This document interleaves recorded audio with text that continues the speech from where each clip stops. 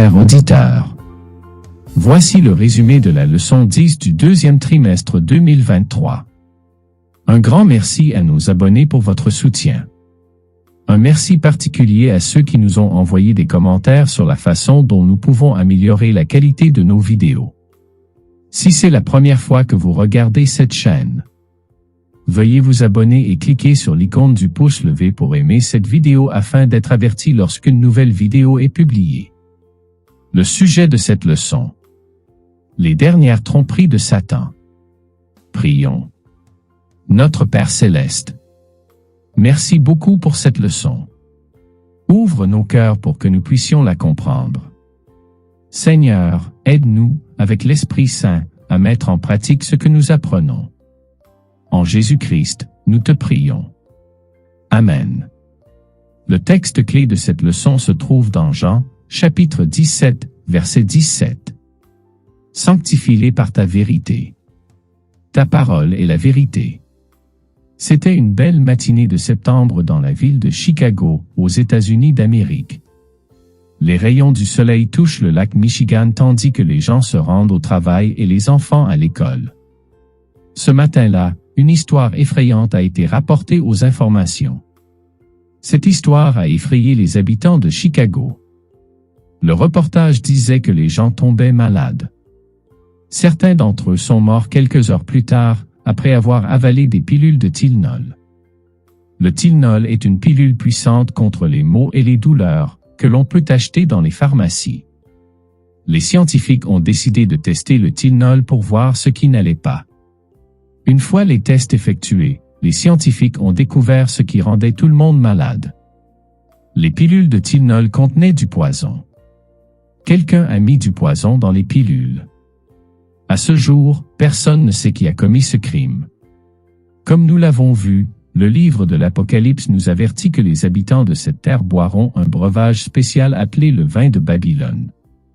Ce vin est constitué de faux enseignements qui conduiront à la mort éternelle.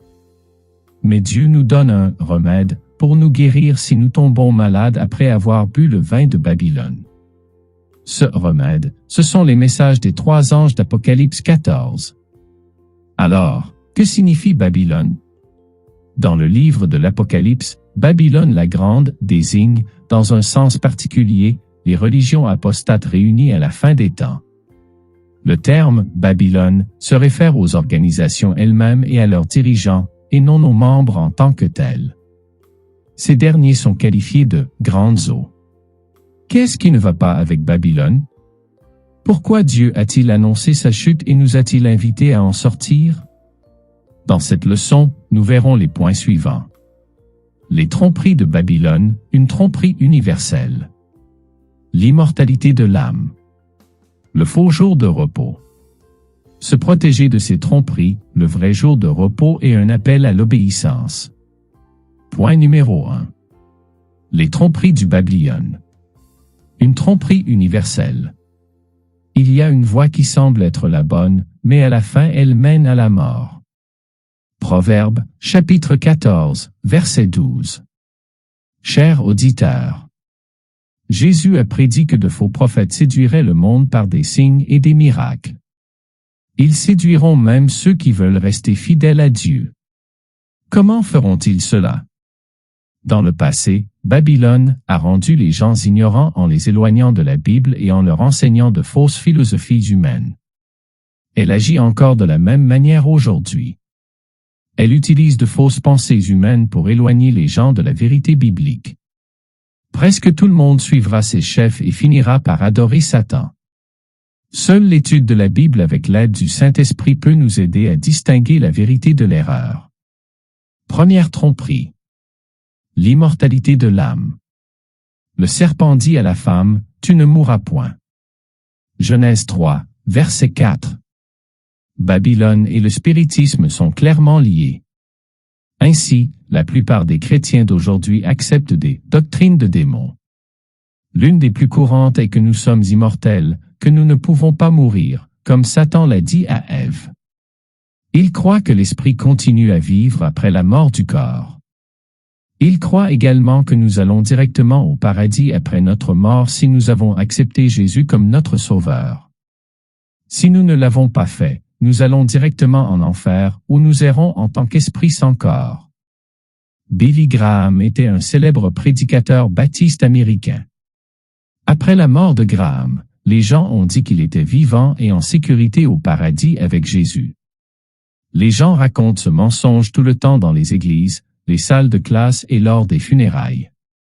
La parole de Dieu explique que la mort est comme un rêve, que nos âmes sont mortelles. Nous nous réveillerons de ce rêve le jour de la résurrection. La deuxième tromperie. Le faux jour de repos. Il me conduisit dans le parvis intérieur de la maison de l'Éternel, et là, à l'entrée du temple de l'Éternel, entre le portique et l'autel, il y avait environ 25 hommes qui tournaient le dos au temple de l'Éternel et le visage vers l'Orient, et qui se prosternaient devant le soleil, à l'Orient. Ézéchiel 8, verset 16. De nombreuses personnes adoraient le soleil en Égypte, en Assyrie, en Perse et à Babylone à l'époque de la Bible. Ézéchiel était un prophète. Un prophète est un messager spécial de Dieu à son peuple. Ézéchiel a vécu en même temps que Daniel à l'époque de la Bible. Ézéchiel nous a montré une image du peuple de Dieu. Le peuple tournait le dos au temple de Dieu et adorait le soleil. Les Israélites adoraient le soleil et non celui qui avait créé le soleil. 300 ans après la mort de Jésus sur la croix, un roi romain, Constantin, est devenu chrétien. Les chrétiens du royaume de Rome se sont réjouis de l'adhésion de Constantin à l'Église.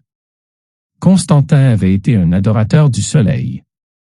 En 321 après Jésus-Christ, le roi Constantin a également adopté la première loi sur le dimanche. Cette loi disait, le jour respecté du soleil, que les dirigeants et les habitants des villes se reposent. Que tous les ateliers soient fermés.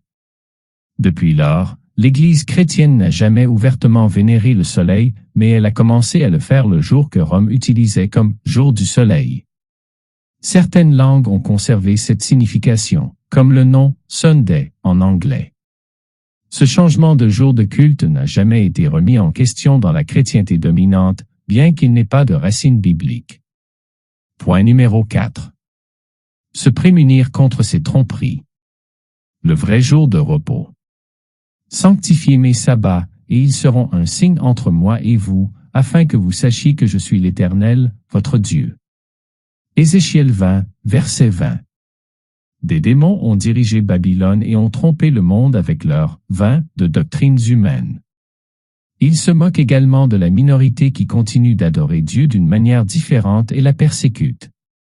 Cependant, ce petit groupe continue d'adorer Dieu comme il nous a encouragés à le faire dans sa parole, le jour du sabbat.